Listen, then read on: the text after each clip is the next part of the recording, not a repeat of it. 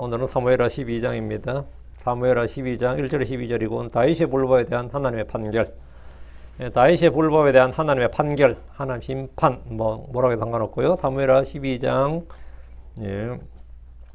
1절부터 5절까지는 이제 보시면 이제 나단이 다른 사람 이야기를 하는 거죠. 다른 사람 이야기를 예화처럼 남의 이야기 들은 것을 남의 이야기처럼 하고 그 이야기를 듣고 이제 다윗이 이스라엘에 그런 놈이 있냐, 그런 미친 놈이 있나, 그런 나쁜 놈이 있나, 아니면 그런 악한 놈이 있나, 이런 쳐 죽일 놈이 있나, 이런 식이야. 그러면서 막 자기가 분노해서, 지가 막 분노해서 판결을 내린 게 5절이죠. 그 다윗의 판결이 이제 5절, 6절이에요. 그 다윗의 판결이고 5절, 6절은 이제 그러니까 이제 이제 7절부터 이제 9절, 10절, 11절까지는 12절까지네요.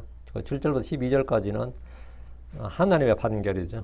하나님께서 다윗에 대해서, 다윗이 하는 일에 대해서 기소와 판결을 동시에 하는데 하나님께서는 다윗에 대해서 판결을 내리시는 건데 10절 말씀 같이 읽겠습니다.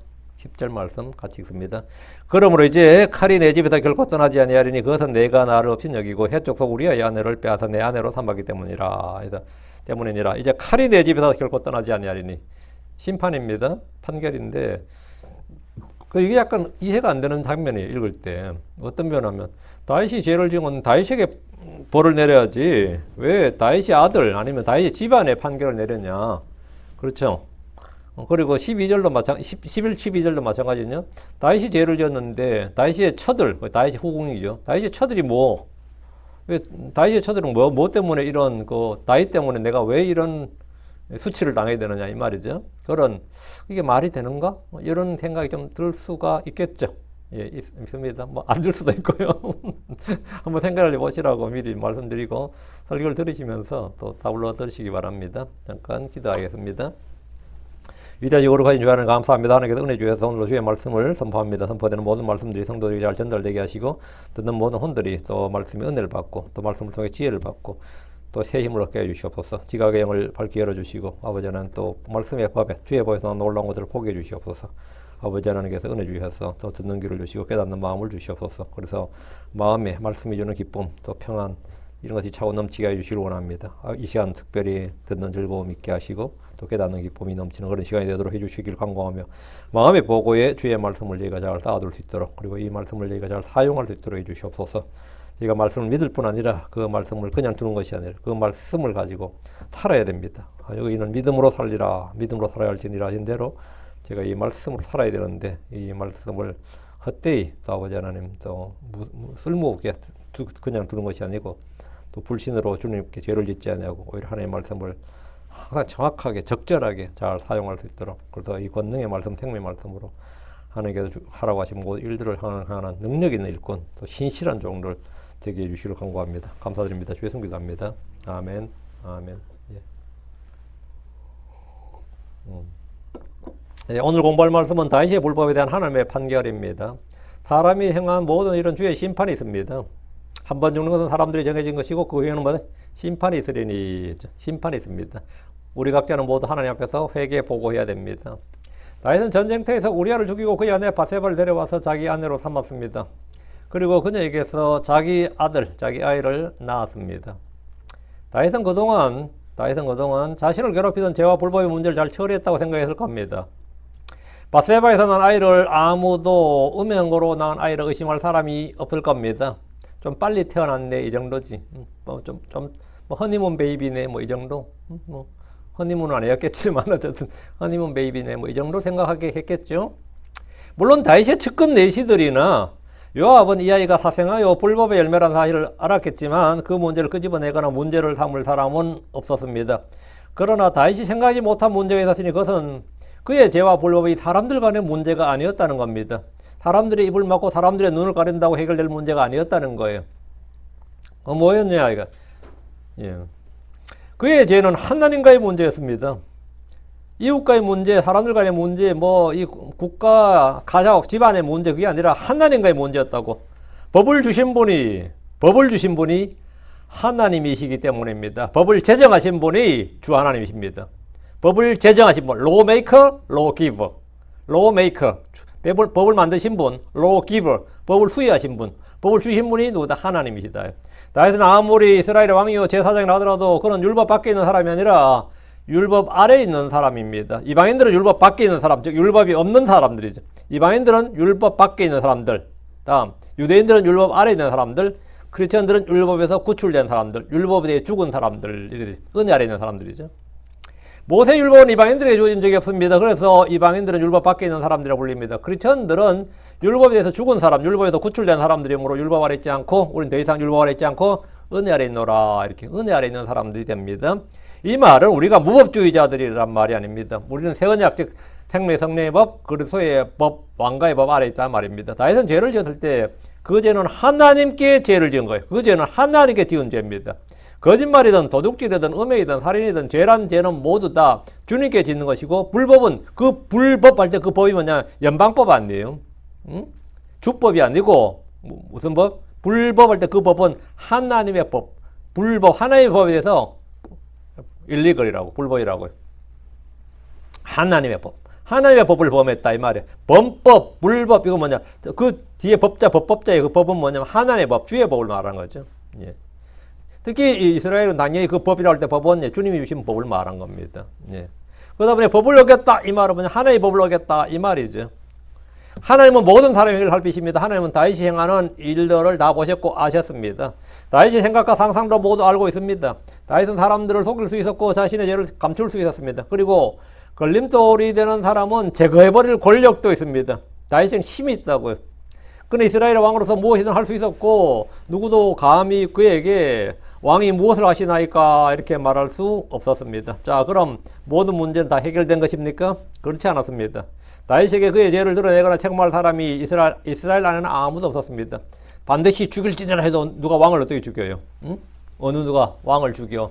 율법의 왕을 가늠한 자와 가늠한 자 둘 다 죽일지니라, 한국이라 연놈을 쳐 죽일지니라 이래도 누가 왕을 죽여? 왕을. 응? 그건 집행력이 없다고. 응? 판단할 수 있지만 집행력이 없단 말이죠. 응? 그 이스라엘 안에서는 아무도 없었습니다. 그러나 이스라엘 안에는 사람만 있는 게 아닙니다. 이스라엘 안에는 이스라엘 사람과 타국인만 사는 게 아니라 이스라엘 안에 누가 살고 있습니까? 예루살렘 안에 예루살렘 시민, 그 예루살렘 1호 시민이 누구냐고. 다윗이 당연히 예루살렘 1번가에 살겠다. 그럼 어때요? 다윗이 왕국이 예루살렘 1번가 아닙니다. 성전이 예루살렘 1번가예요. 주의 언약궤가 있는 그곳이 예루살렘 1번가고 다윗의 집은 예루살렘 2번가야. 번을 매긴다면. 거기 누가 살고 계셨냐? 예루살렘에 누가 살고 계셨냐? 예루살렘에는 하나님이 살고 계십니다. 주의 언약궤가 있었잖아요. 응? 거기는 다윗이 묻고 기도하고 찬양하는 주 하나님이 거기에 계셨습니다. 크리스천들이 늘 생각하고 기억해야 할 한 가지는 주님께서 나와 함께 계시며 내 안에 계시다는 사실입니다. 하나님이 내 눈에 보이지 않고 내가 느끼지 못한다고 해서 주께서 계시지 않는 게 아닙니다. 주께서 요한복음 15장 4절에 내 안에 거하라 그리하면 나도 너희 안에 거하리라. 내 안에 거하라. 내 안에 거하라. 그리하면 abide in me and I will dwell in you. 나는 너희 안에 거하리라고. 너희 안에 거하리라. 마태복음 28장 19절에 그리고 보라 내가 너희와 항상 심지어 세상 끝까지 너희와 함께 있느니라. 아멘. 너희와 함께 있느니라. 주님 우리 함께 있다. 함께 계시다 이거죠. 주의 약속, 주의 말씀은 거짓이 없습니다. 내가 알지 못하고 내가 느끼지 못하고 내가 믿지 못한다 해도 이 말씀은 여전히 진리고 사실입니다. 다윗은 주의 영이 그와 함께 계셨던 사람. 주의 영이 다윗 안에, 주의 영이 어디 가고 있었어요? 성전에 있었던 게 아닙니다. 주의 영을 받았기 때문에 주의 영이 다윗 안에 있었어요. 다윗 안에 있었다고. 그러나 다윗이 하는 모든 일은 주께서 다 보고 알고 계셨습니다. 그의 일은 주의 눈앞에서 밝히 드러나 있습니다. 시편 139편 1절에 4절에 다윗이 직접 쓴 시예요. 오 주여 당신께서 나를 살피셨으며 또 나를 아셨나이다. 주께서 나의 앉는 것과 나의 일어서는 것을 아시오며 주께서는 멀리서도 나의 생각을 이해하시나이다. 주께서 나의 행로와 나의 눕는 것을 둘러싸시며 나의 모든 길들을 익히 아시나이다. 이는 내 혀에 한마디의 말도 없나이다. 그러나 보소서 오 주여 당신은 것을 전부 아시기 때문입니다. 내 혀에 한마디도 없어. 내가 말 안 했다고. 그런데 주님은 뭐라고? 그러나 보소서 오 주여 당신은 그것을 전부 아시기 때문이나이다. 응? 전부 아신다고. 내가 아무 말도 안 했는데. 그건 주님 다 아신다고.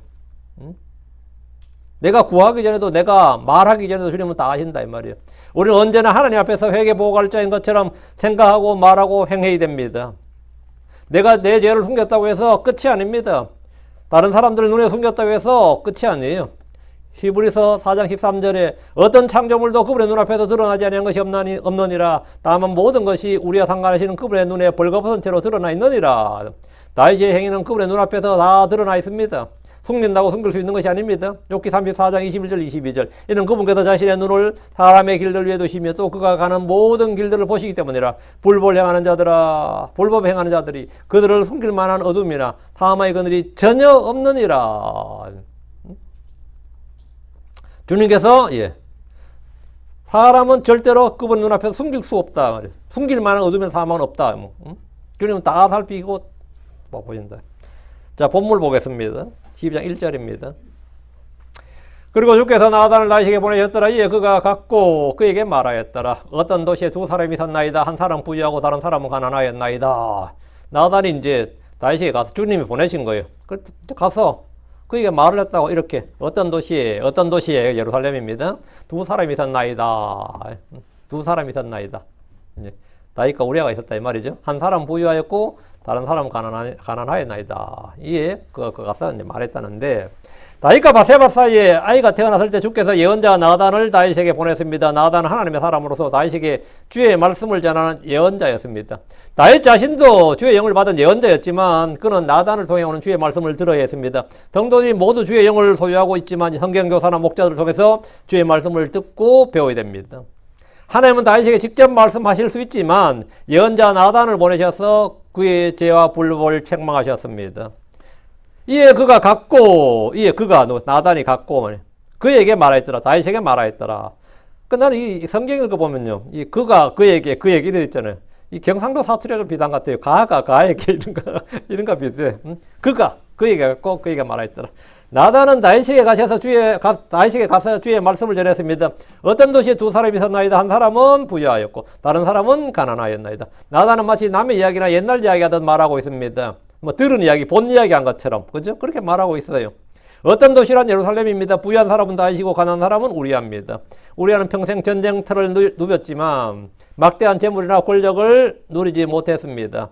그는 해족속 출신으로서 자기 능력으로 유다에서 인정받은 장군이자 다윗의 종이 되었습니다. 이번 전쟁 끝나면 그래도 좀 한미천 챙기려나 싶었는데, 그죠? 이번 전쟁 끝나면 그래도 이제 다 정복전쟁도 거의 끝나고 그런 거죠. 어쨌든 가난하였다고. 2절. 그 부유한 사람은 양떼와 소떼가 심히 많았나이다. 나단이 말한 그 부유한 사람은 다윗인데 양떼와 소떼가 심히 많았습니다. 다윗은 실제로 재물이 많았어요.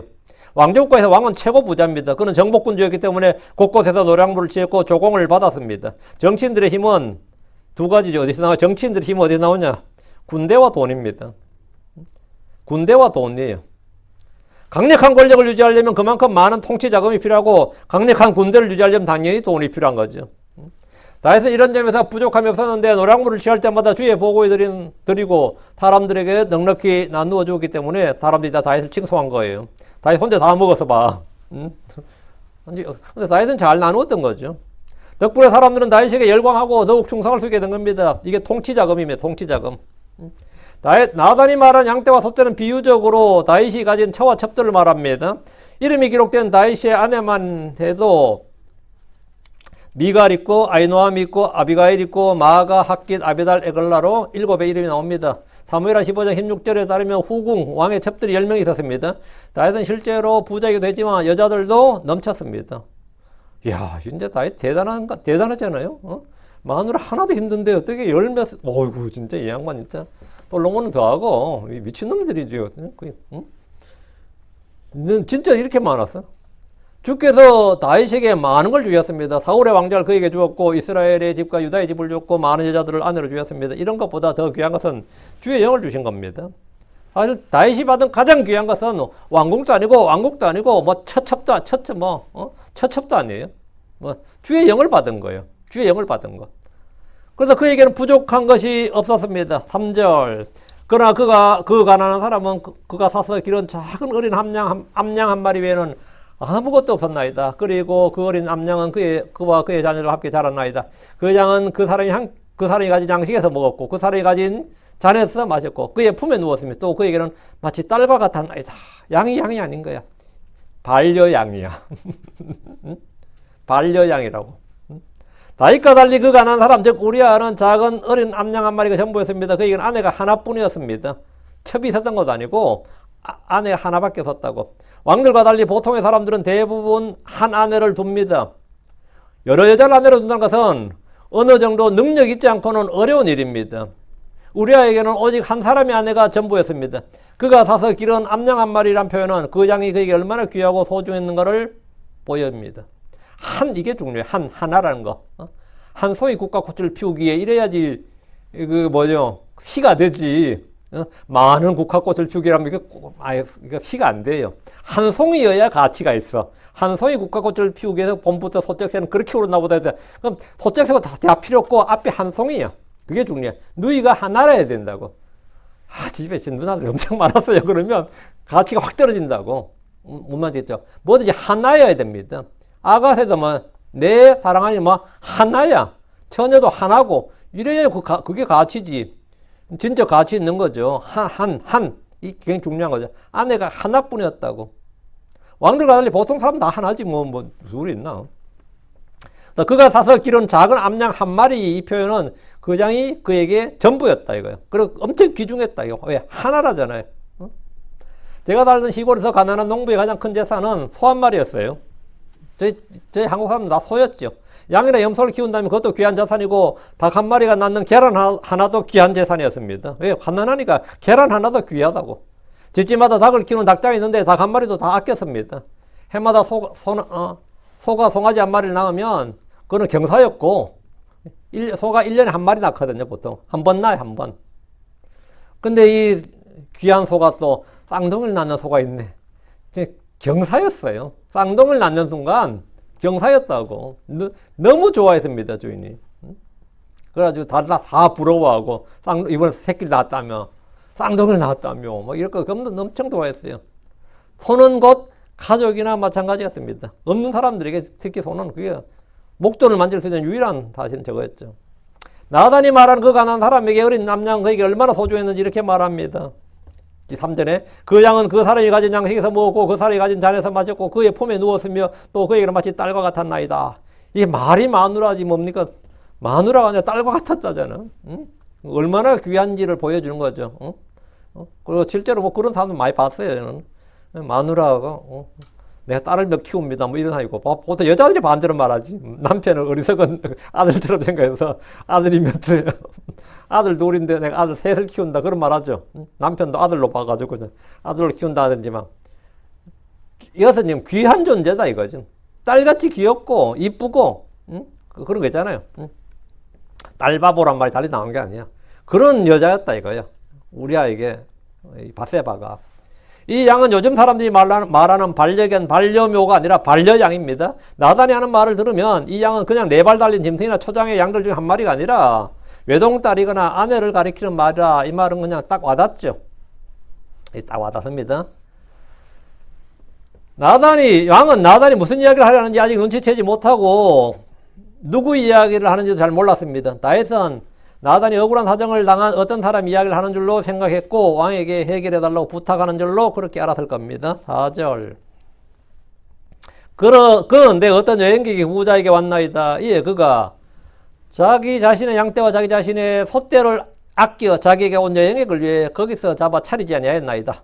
오히려 그 가난한 사람의 어린 양을 빼앗아 자기에게 온 그 사람을 위해 그것을 차렸나이다. 차렸다, 대접상을 차렸다 이 말이에요. 어느 날 그 부자의 집에 어떤 여행객이 왔습니다. 유대에서는 나그네들을 대접하는 풍습이 있는데 이 아브라함이 어때요? 나그네 셋이 왔을 때 어땠으면 소를 잡았잖아요. 바로 소를 잡았거든. 그럼 엄청난 극빈을 가장 최상위급 대접을 해주는 거예요. 소를 잡았단 말이에요. 양 한 마리 잡는데도 마찬가지, 사실 엄청난 대접을 하는 거죠. 근데 이 사람은 자기 집에 온 여행객에게 뭐라고요? 부자가 이제 소나 양떼를 잡지 않았다 말이죠. 그러면 뭐예요? 롯은 자기한테 온 그 천사들 어땠어요? 그냥 마른 빵을 내놨잖아요. 아브라함의 차이죠. 아브라함은 그냥 바로 때려잡잖아요. 대접 다른 거죠. 근데 유대 풍습 자체가 율법에 레위기 19장 34절에 그러나 너희와 함께 거하는 내 그 나그네는 너희 가운데 태어난 자같이 될 것이요 또 너는 그를 내 자신같이 사랑할지니라. 이는 너희가 이집 땅에서 타국인들이었음이라. 주님께서. 그러니까 이제 주님께서 이 말씀을 주셨단 말이죠. 또 신명기 10장 19절에 그러므로 너희는 타국인을 사랑할지니라. 이는 너희가 이집 땅에서 타국인들이었기 때문이라. 뭐 이게 스트레인저인데 이게 타국인 또는 나그네 뭐 어떻게 번역해도 되는데 그 이제 문맥에 맞춰서 이제 맞춘 타국인도 되고 나그네 되죠. 이 땅에서 나그네가 순례자니까요. 이제 타국인이라 그러는데 이 주의 말씀에 이게 있단 말이에요. 이게 그러니까 율법은 타국인 나그네 손님을 잘 대우해 주도록 하고 있습니다. 신약에도 히브리 13장 2절에 나그네들을 대접하기를 잊지 말라. 이로써 어떤 자들이 알지 못하는 가운데 천사들을 대접하였느니라 그랬거든요. 응? 그러니까 나그네들 대접하기를 잊지 말라는 거예요. 그 나단이 말하는 부자는 자기 양떼와 소떼를 아껴서 자기에게 온 여행객에게 주지 않았습니다. 대접은 하긴 해. 대접 안 해버린 게 대접은 하는데 그는 손님 접대를 위해서 그 가난한 사람의 어린 양을 빼앗아서 자기에게 온 그 사람을 위해 상을 차렸습니다. 가진 놈이 더 무섭다, 더 지독하다, 더 인색하다는 것은 세상 사람들이 늘 하는 말입니다.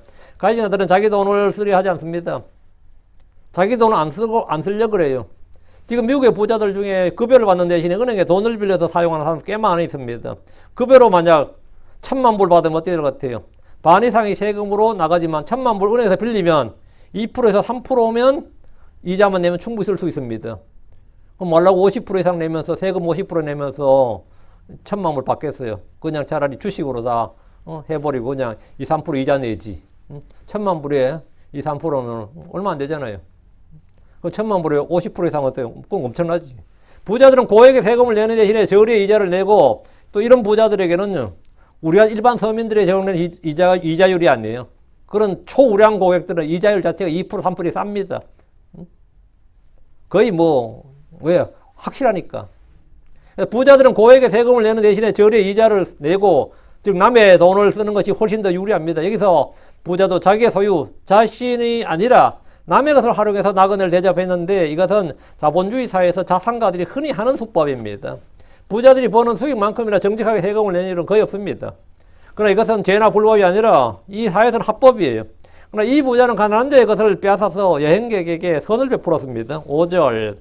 예, 다윗의 분노가 그 사람을 대적하여 크게 타올랐더라. 이 말 듣고 나니까 가만히 듣고 있는 내가 다 열받네. 그런 거 듣고 있는 내가 다 화딱지가 나고 열받네. 막 분노가 일어나네. 막 열받네. 또 그가 나다니가 말하였더라. 주께서 살아계신 한 이 일을 행한 그 사람은 반드시 죽을지니라. 나단의 말을 들은 다윗이 분노했습니다. 분노해 말어 한 거죠. 분노하지. 다윗의 분노가 그 사람을 대적하여 크게 타올랐다고 하는 것은 그 이야기를 들으면서 자기도 열을 받았고 들을수록 더 열받는 일이란 말입니다.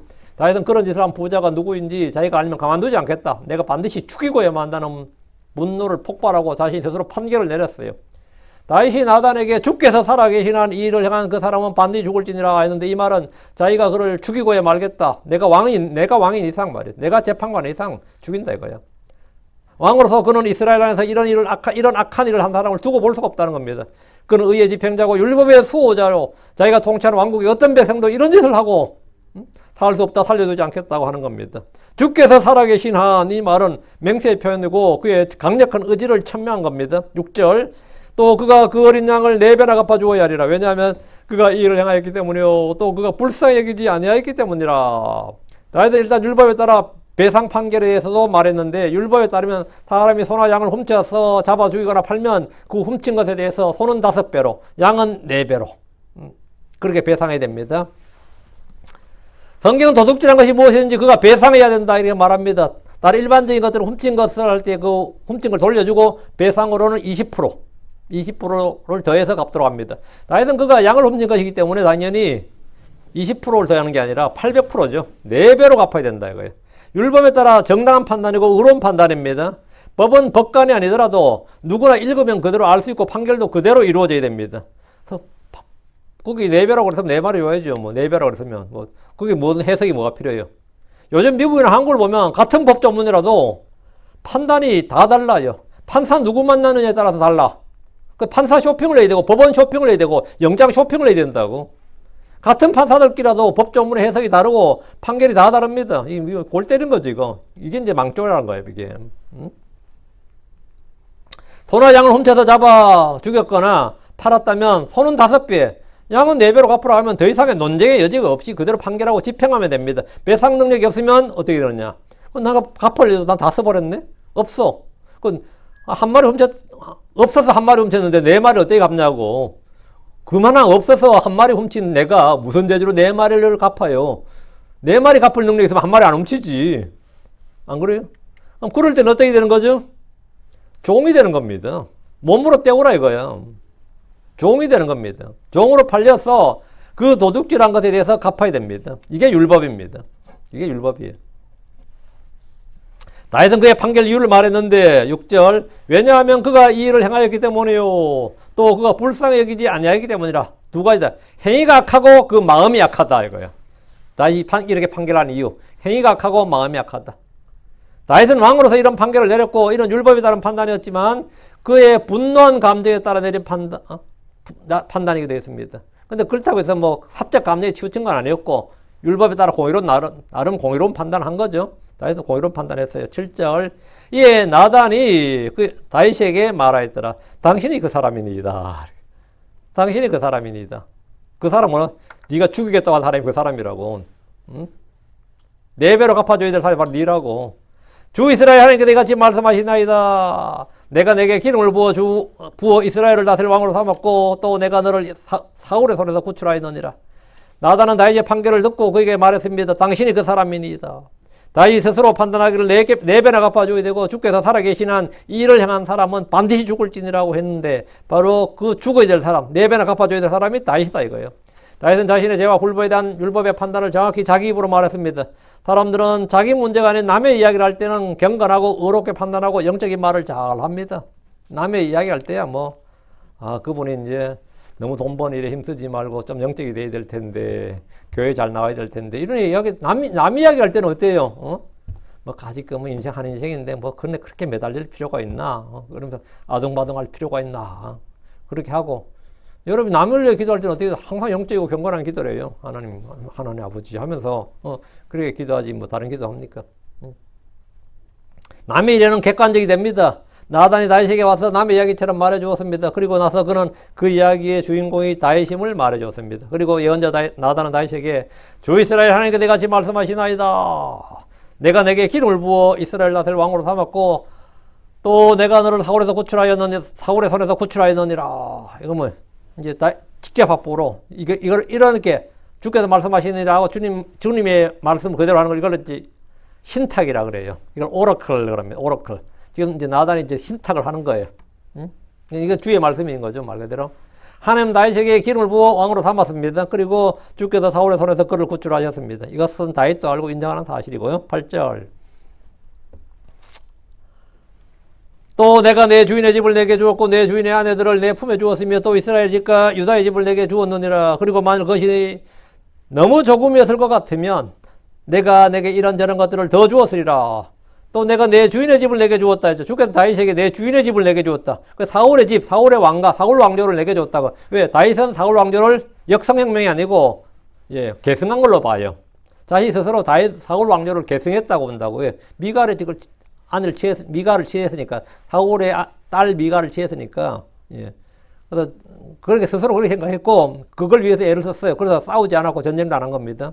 뭐 정적을 처단하지도 않았고 계승한 걸로 봤죠. 주께서는 다윗에게 내 주인의 집을 주었고 한 말대로 주인의 집을 줬죠. 내 주인의 아내들을 내 품에 주었다 이랬는데 이런 왕조를 교체해 줬다 이 말이에요. 다윗은 사울왕의 사이로서 통일왕국의 2대 왕이 되었습니다. 여기서 특이한 것은 이제 내 주인의 아내들을 내 품에 주었느니라 주었으면 했는데 사울왕의 아내는 아히노암이라는 사람이 이제 처죠. 그다음 처본 이제 리스바죠. 이름이 나오는데 근데 사울왕이 죽고 다윗은 유다의 왕으로 7년 반을 헤브론에 있었습니다. 처음 2년은 사울의 아들 이스보셋이 왕이었고 아브넬이 군대 대장이었습니다. 다윗은 사울의 아내들을 취한 적이 없습니다. 다윗이 아니라 아브넬이 사울의 첩 리스바를 취했다가 이스보셋의 책망을 듣고 또 비난을 받았죠. 그래가지고 둘이 갈등을 겪다가 갈라졌어. 그런 일이 있었죠. 그게 다윗이 아니고 아브넬이 취했지. 주께서 내 주인의 아내들을 내 품에 주었으며 이 말씀은 문자적으로 역사적으로 이런 일이 없었어요. 이건 뭐냐면 다윗에게 이스라엘 집과 이제 유다의 집을 주셨는데 정복군주가 적국의 왕이나 이전 왕의 후궁들을 전리품으로 취하는 그 관습에 따른 겁니다. 그 다윗은 바로 그런 걸 이제 사울 왕조를 완전히 자기 것을 만들었다 이 말이에요. 그 말이고 그래서 이제 주님께서 이스라엘 집과 유다의 집을 주셔서 그가 송일왕국이 되었다. 송일왕국의 왕이 되었다. 되게 하셨다 이 말인데 주께서 그에게 주신 것이 너무 조금이었다면 이게 너무 적은 것이었다면 말이죠. 주님 이런저런 것을 더 주었을 것이다 이런 거예요. 하나님은 다윗에게 부족함이 없이 줬고 그는 지금 부와 권력과 명예를 다 가진 사람이었습니다. 거기다 전쟁에 능한 장군이었고 시를 쓰는 시인이었고 하프를 사고 노래를 부르는 연주자며 가수였고 악기를 만들 수 있는 다재다능한 재주를 가진 다윗 같은 사람이 없는 거지. 이렇게 뭐 재주가 많아. 팔방미인이란 말 있잖아요. 뭐 그래. 이 하프 타는 손길로 또 그렇게 또 칼을 잘 쓰네. 그럼 어때요? 올려 안 올려요? 그렇게 우리가 칼 잘 쓴다 그러면 어때요? 보통 뭐 장비처럼 막 우락부락 할 것 같은데 다윗은 약간 미소년과였단 말이죠. 얼굴도 약간 미소년과인데 음악을 타는 거 보면 하프 탈 때 보면 참 어울려. 응? 다윗이 참 뭐 인물과 그게 이게 딱 그림이 착 그려지잖아. 근데 칼 잡았을 때 너 보면 뭐예요? 이게 능력이 거기다가 실을 쓰네. 이 문과 이과 체질이 다 되는 거야. 거기다가 또 금손이라 가지고 악기도 만들어내려. 이런 사람이었단 말이죠. 재주가 많았어요. 하나님이 다윗에게 주시지 않는 것이 없었습니다. 9절. 어찌하여 내가 주의 명령을 멸시하여 그분의 눈앞에서 악을 행하였느냐. 내가 칼로 해쪽 속 우리아를 죽였으며 그의 아내를 빼앗아 내 아내로 삼았으며 암몬 자손의 칼로 그를 살해하였느니라. 이건 검사의 기소장이죠. 검사가 판사 앞에서 기소할 때 이 사람이 이렇게 죄를 지었다고 기소하는 내용이잖아요. 마치 검사의 기소장 같아. 주께서 나단의 입을 통해 말씀하셨습니다. 어찌하여 내가 주의 명령을 멸시하여 그분의 눈앞에서 악을 행하였느냐. 나단은 주의 영으로 충만하여 다윗을 책망하였고 주의 말씀을 선포했습니다. 그는 다윗의 죄를 보여줬습니다. 내가 칼로 해쪽 속 우리아를 죽였으며 그의 아내를 빼앗아 내 아내로 삼았으며 암몬 자손의 칼로 그를 살해하였느니라. 이렇게 참 주의 영이 충만해서 이 죄를 책망할 수 있는 사람이 참 필요하죠. 지금 이 시대에도 이 크리스천들이 이 사회의 불법과 이 부도덕과 죄악에 대해서 이렇게 선포하고 죄악을 책망할 수 있어야 돼요. 그들의 죄를 말해줄 수 있어야 되는데 전부 다 꿀먹은 벙어리처럼 돼가지고 짖지 못하는 개처럼 돼가지고 불법과 불의를 보면서도 다 가만히 있잖아요. 지금 미국이나 한국이나 다 보면 나라 개판인데도 오히려 침묵하고 동조하고 있고 막 교회가 우리 교회도 그런 사람이 있는데 이러면서는 오히려 그러고 있어요. 목사들이 눈치 잘 성nom에 떨어져 나갈까 눈치 살살 보면서 책망을 전혀 못하지. 이렇게 책망해야 돼.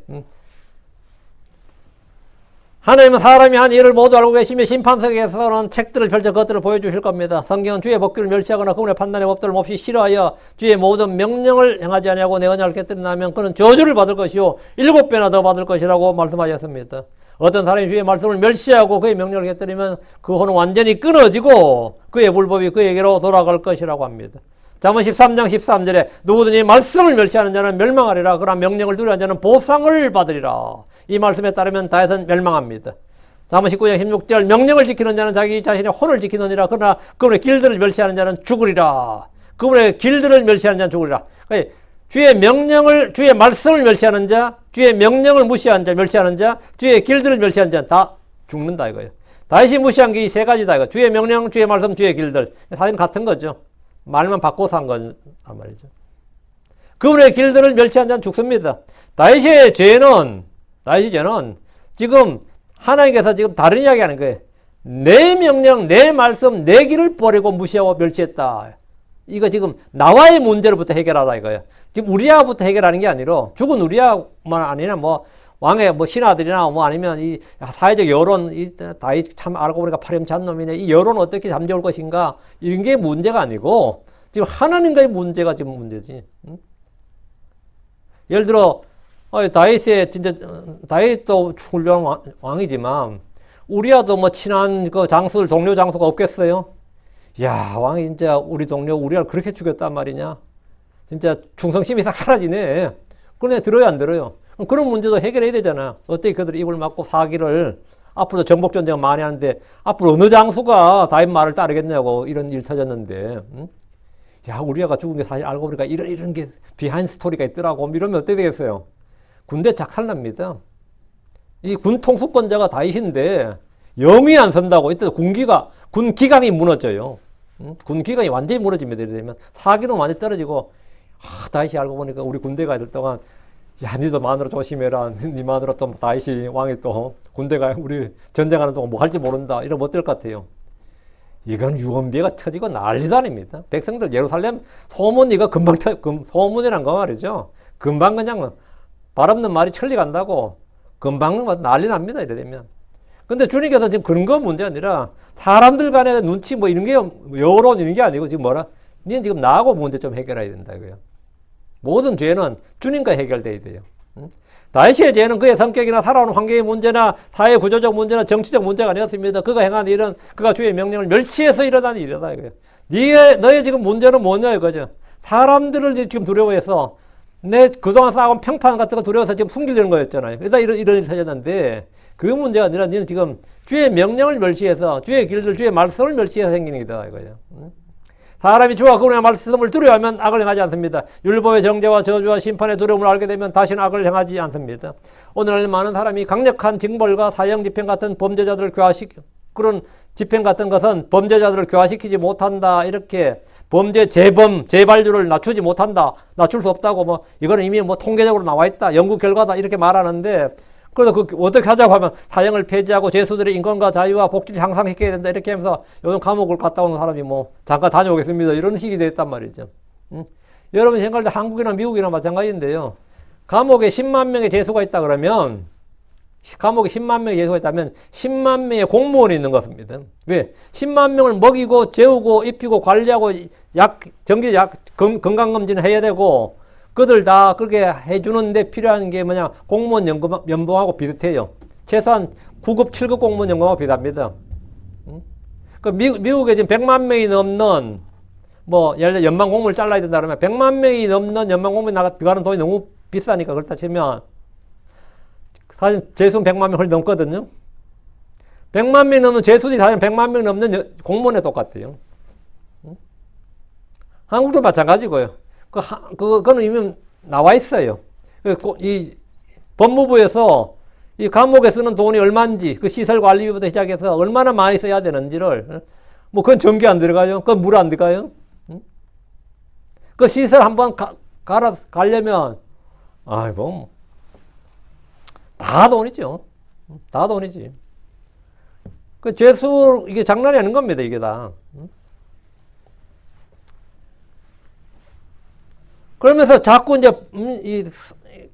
이 교도소 시설을 좋게 만드는 거예요. 교도소 시설을 좋게 만들잖아요. 근데 전혀 그렇지가 않습니다.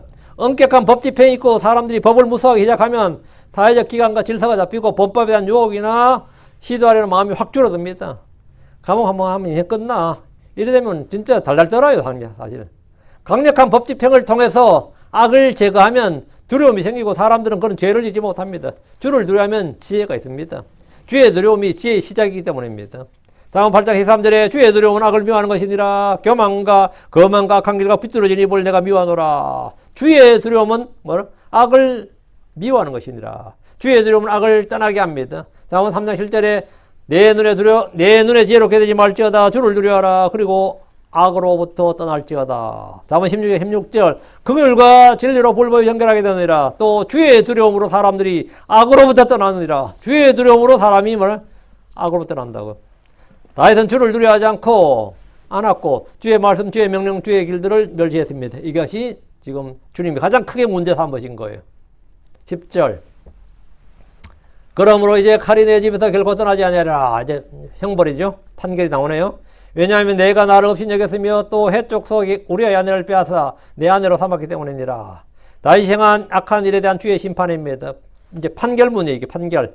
율법에 따르면 그런 사형입니다. 그런데 주님은 사형이 아닌 다른 벌을 내리셨습니다. 사형을 내리셔야죠. 왜 다른 벌을 내리는 거예요? 그러므로 이제 칼이 내 집에서 결코 떠나지 아니하리라. 그냥 죽이지 않겠다는 거예요.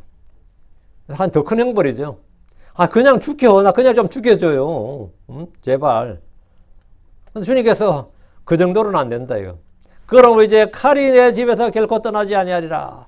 사람이 받는 형벌은 다양합니다. 멀리 유배를 보내는 것이 있고, 때리거나 감옥에 집어넣는 것이 있고, 포로나 종으로 삼아서 노역을 시키는 것도 있고, 재산의 몰수 등이 대표적인 형벌입니다. 사형은 흔히 법정 최고형이라고 불립니다. 그런데 다윗에게 내린 벌은 가족, 그의 집에 관한 것이었습니다. 많은 사람들이 하는 말 중에 참 내가 죽더라도 가족은 건드리지 말아달라 이런 말 하죠. 죽이려면 날 죽이고 뭐 하려면 날 하지, 가족은 건드리지 말라, 가족은 건드리는 게 아니다, 뭐 이런 말 해요. 그게 자기로 해서 가족이 해를 받는 것이 누구라도 하면 가장 아픈 거거든요. 그리고 이제 칼이 내 집에서 결코 떠나지 아니하리라 했는데, 이것은 다윗의 집에 내려진 벌입니다. 다윗의 아들들이 죽고 사륙을 벌인단 말입니다. 이것은 아버지 다윗으로서는 가장 큰 형벌입니다. 어느 부모나 자기보다는 자식을 더 생각하는 경향이 있습니다. 극한의 상황에서 자식을 잡아먹기도 하는 것이 인간이지만, 또한 자식을 위해서 죽기도 하는 것이 또 사람입니다. 다윗에게 내린 형벌은 다윗에게는 거의 최악이었습니다. 하나님은 판결 이유를 말씀하셨는데, 왜냐하면 왜 이런 판결의 이유가 뭐냐, 왜냐하면 내가 나를 업신여겼으며 또 해쪽 속 우리의 아내를 빼앗아 내 아내를 삼았기 때문이라. 첫째가 뭐라고? 내가 나를 업신여겼으며, 주의 말씀을 멸시한 것, 주의 명령을 멸시한 것이 뭐다? 나를 업신여긴 거다 이 말이에요. 주를 업신여긴 게, 주의 말씀을 업신여긴 게 주를 업신여긴 거예요.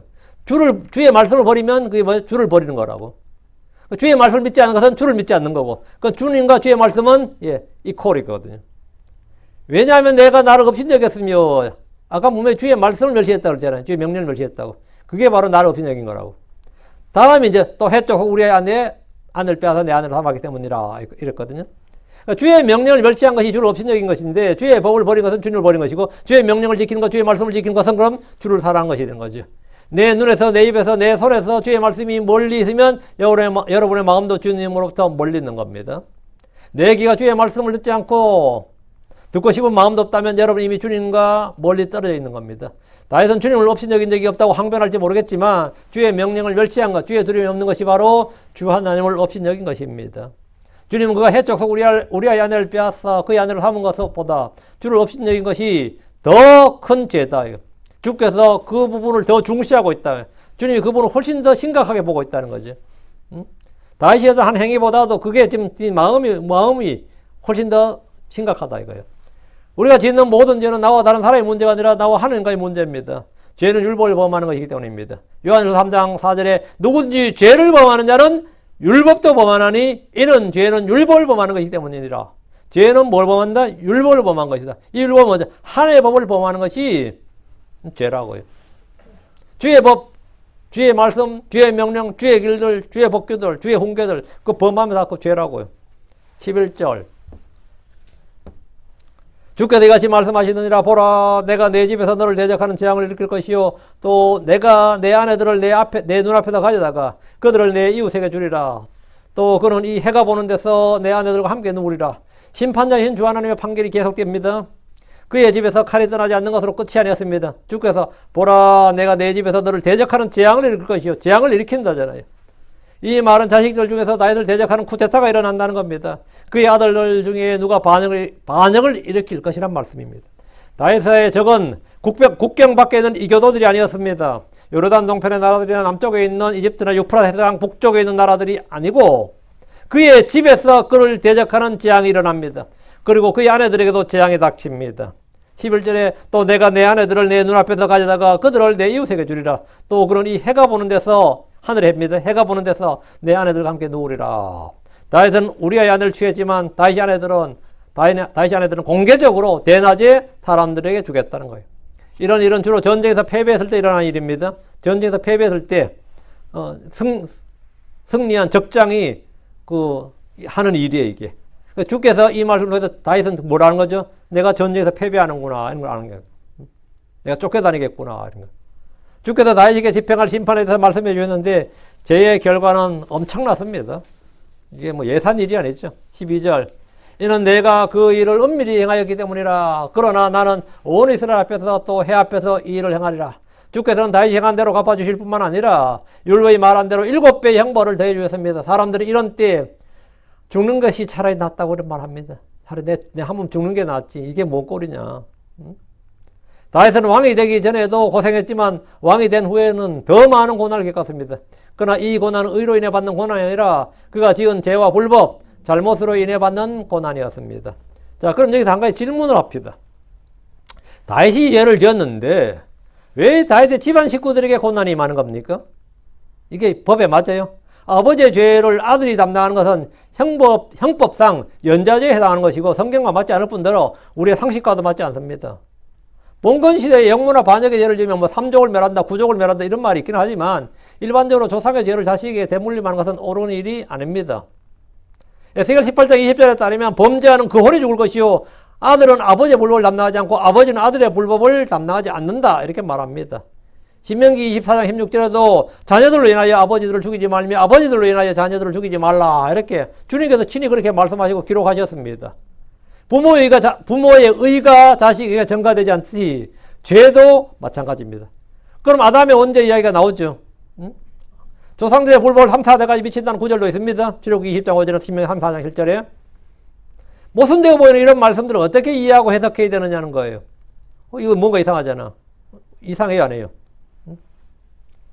아버지가 불법 죄를 저질러도 자식이 의를 따라 살고 주를 따라 살면 아무 문제가 없고 아버지가 선하고 의롭더라도 자식이 불법을 행하면 심판을 받습니다. 각자의 책임이다 이 말이에요. 각자의 책임이다고. 아담이 범죄해도 아벨은 의인이었습니다. 첫사람 아담은 불순종으로 불법을 저지르고 죄를 지었지만 아벨은 뭐였다고요? 의인이었다고. 아담의 아들 아벨은 의인이었다고. 뭐 이해가 되죠?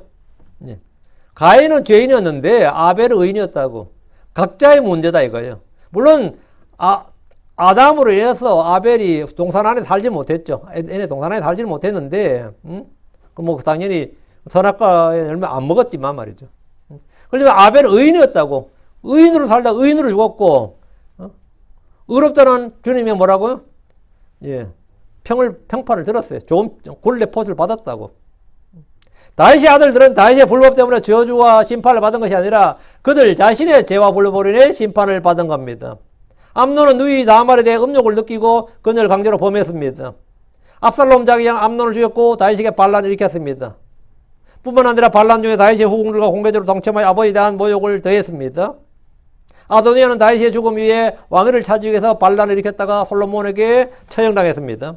형제들끼리 서로 또 죽인 거죠. 우리 뭐 조선시대 태종 이방원이 한 거가 비슷한 거죠. 맨날 그 형제 난이라고 그랬었잖아요. 이런 비극은 다윗이 행한 죄가 자녀들에게까지 모두 알려짐으로 아버지로서의 영적, 도덕적 권위를 잃어버린 데서 비롯되었습니다. 왜 이런 일이 발생했느냐?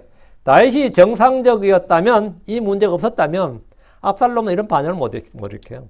다 누구에? 왜? 아버지의 영적 권위, 아버지의 도덕적 권위가 있으면 어림도 없는 일인데 아버지의 이 죄, 아버지가 이런 죄를 지었을 때 이게 이제 자식들도 당연히 알죠. 그러면 자식들은 이제 아버지를 뭘로 아는 거죠? 만만하게 보는 거예요. 아버지 뭐라 그러면 아버지가 그런 말을 나한테 그런 말을 자고는 아니죠. 응? 지 부하 아내도 부하 죽이고 아들도 빼앗는 사람이 나한테 이래 살아 저래 살아 할 수 있나? 이래 나오는 거 지금. 그래서 이런 이 자식들이 개판된 겁니다. 이게 다윗이 개판이 아니었으면 다윗이 얘를 안 지었으면 당연히 다윗 손에서 다 처리됐죠. 징계를 하든 뭘 하든 간에. 근데 이게 다윗이 죄를 지어서 이 집안에서 아들들에 대한 통제를 완전히 잃어버린 거예요. 권위를 완전히 잃어버린 거예요. 하면 교육이 전혀 안 된다 이 말이죠. 전혀 안 되는 거예요. 그러니까 이런 일들이 발생했다 이 말입니다. 그의 죄에 대한 결과는 바로 이거였고 그들은 그들 자신의 죄에 따라서 또 벌을 받은 거지. 그래서 이 말씀이 다윗의 의가 자식들에 전가되지 않듯이 사실 다윗의 죄도 전가되지는 않아요. 그러나 다윗의 죄로 인해서 그 죄의 영향력으로 인해서 그 자식들이나 가족들이 영향을 받는 건 그건 뭐 당연한 거예요. 아버지가 알코올 중독자라고 내가 알코올 중독자가 된 건 아니야. 그냥 계속 어릴 때 그걸 보고 봐서 내가 정상적인 아버지면 내가 뭐 중학교 때 담배 피우고 말이래 뭐 술 먹고 하면 맞아 죽거든요. 뭐 진짜 뭐 다리 뭉텅이 부러진다 해도 맞아서 그 징계를 받아 고쳐지는데 아, 아버지가 나한테 그런 말 할 짬밥이 돼요. 이러고, 아버지 뭐 안 그랬어. 이러면 어때야 돼요? 근데 꼼짝 못 하는 거예요. 그러면 그게 개판되는 겁니다. 그런 식이에요. 그는 단지 그 애는 그 애대로 자기가 행한 대로 뭐 벌을 받는 거고, 심판을 받는 것이고. 근데 그 아버지는 안 맞고 뭐 했대 하면, 그 어떤 집에 아들이 엄마를 자꾸 때려요. 그래가지고 이거 엄마한테 심각한 거예요. 엄마가 심각해. 이러다 존속살이가 딱 나는 거 아닌가. 그 엄마가 돈도 약간 있어. 그냥 걱정되는 거죠. 근데 왜 그래? 근데 아들이 왜 그랬대요? 하니까 아버지가 자꾸 마누라 팬 거야. 어? 이게 문제가 된 거죠.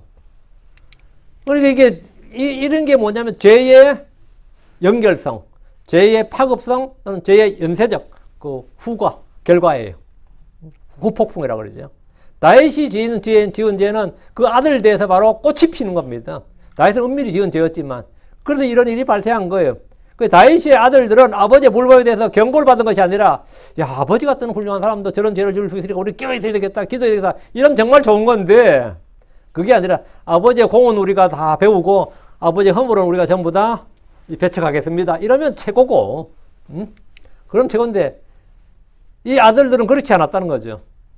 다윗의 아들들은 아버지의 불법에 대해서 경고를 받은 것이 아니라 각기 다른 방식으로 아버지의 죄의 결과를 경험하면서 가족 내에서의 폭력과 배신과 간음과 살인과 반역으로 활짝 꽃이 피고 열매를 맺은 겁니다. 바로 네가 뿌린 씨앗이 이렇게 열매를 맺는다는 것이 바로 주님의 말씀인 겁니다. 물론 다윗 때문에 다윗이 그렇게 했기 때문에 주님께서 이놈 새끼들 네 자식들 반드시 죽여만다 이렇게 이야기된 게 아니라 그로 말미암아 이런 일이 빚어진다는 거예요. 이것이 성경에서 말하는 아버지들의 죄와 불법을 3, 4대까지 이런 말이 그게 나오는 말이지 뭐 아버지 죄로 해서 이놈들 무조건 죄 짓게 만든다 시발하고 만다 그런 이야기가 아닙니다. 그건 전가되는 게 아니에요. 그 아버지의 죄와 불법이 이제 각기 다른 방식으로 이제 자식들에게 전파가 되었고 자식들이 그 죄의 결과를 경험하는 거죠. 이러한 사건들은 다윗의 죄가 그의 가정에 미친 심각한 영향을 보여주는 겁니다. 그리고 다윗의 도덕적 영적 권위를 완전히 무너뜨림으로 말미암아서 실제로 자식들에게 힘을 잃어버린 다윗의 가장 적군들에 대해서 맹수였는데 말이죠. 이방인들의 이교도들에게 다윗은 맹수였어요. 사실은 거의 뭐 그런 용장이 없었는데 이 뭐 압살롬에 대해서나 암논에 대해서나 뭐 아도니아에 대해서나 뭐 누구에 대해서는 뭐라고 아무런 힘이 없었던 거예요. 제재할 힘이 없었던 겁니다. 다윗은 하나님께 용서를 받았지만 그의 가정은 그의 그 죄의 결과로 많은 고통을 겪었습니다. 우리가 죄를 짓는 것이 참 무서운 이유가 바로 그런 겁니다. 이 교회 성격도 비슷해요. 목사가 어떤 사람이냐에 따라서 또 목사가 어떤 것에 대해서 하느냐에 따라서 그 교회 성격도 비슷하게 되는 것도 바로 그런 거죠. 그런 거예요. 오케이. 오늘 다윗의 불법에 대한 하나님의 판결 그리고 하나님의 심판까지 오늘 다뤘는데 우리 말씀에 대해서 말씀을 좀 더 깊이 생각해 보시고 또 교훈을 받으시기 바라고요. 우리의 모든 죄는 사람과의 사람의 문제 이전에 나와 하나님과의 문제다. 이 점을 여러분이 늘 기억하셔야 됩니다. 그래서 주의 두려움을 갖고 주의 말씀을 멸시하지 않도록 주의 명령, 주의 말씀, 주의 길들 이걸 멸시하지 않고 주의 말씀을 사랑하는 주의 말씀을 지키려는 그런 성도들이 되어야 됩니다. 그러면 그리고 여러분의 그런 소원과 의지가 있으면 당연히 주님께서 필요한 능력을 주시죠. 힘을 주시는 분이고 주님께서 우리를 돕는 분이시기 때문에 아무 문제 없습니다. 나는 그리스도를 통해서 뭐든 할 수 있는 사람들이지. 우리가 싸울 수 있는 사람들이죠. 이길 수 있는 사람들이고 이런 부분을 한번 생각해 보시기 바랍니다. 그리고 마음에 좀 새겨 두시기 바라요. 듣고 이 말씀을 듣고 흘려버리지 말고 말씀을 마음에 듣고 새겨 두시기 바라요. 자, 기도하겠습니다. 위대하고 거룩한 주 하나님 감사합니다. 하나님께서 은혜 주셔서 오늘 주의 말씀을 전했습니다. 전해진 모든 말씀들, 선포된 모든 말씀들이 성도를 귀에 머물지 않고 또 아버지 잊어버리지 않고 말씀을 마음에 믿음과 잘 결합해서 마음에 보고 쌓아두게 해주십시오. 산단이 박힌 목과 같이 마음에 좀 박히도록 해주시고 아버지는 또 이 말씀을 통해서 배움을 얻고 훈계를 받게 해주시고 교훈을 받게 해주시고 경고를 받게 해주시고 또 말씀을 통해서 새 힘을 얻게 해주시고 아버지는 말씀을 본보기로 받아서 믿음의 이 영웅들, 믿음의 선진들, 다음에는 믿음의 사람들이 했던 일들 그럴 때도 좋은 것들을 저희가 배우고 또 나쁜 것들에 대해서는 경고를 받고 아버지는 저희가 그것을 통해서 또 믿음이 점점 성장하는 그런 성도들 되도록 도와주시고 저희 자신이 믿음의 좋은 평판을 받는 그런 성도들 되도록 도와주시길 원합니다. 주님 앞에서 저희가 부끄러울 것이 없는 일꾼이 되게 해주시옵소서. 아버지 하나님 주님 앞에서 저희가 정말 신실한 종으로 정직한 또 선한 사람으로 그렇게 평가받기를 원하며 의로운 자로 드러나도록 해주시옵소서. 사랑 아버지 하나님께서 은혜 베풀기를 간구하며 또 아버지 저에게 듣는 길을 주시기를 원합니다. 보는 눈을 허락해 주시옵소서. 감사드립니다. 죄송 기도합니다. 아멘.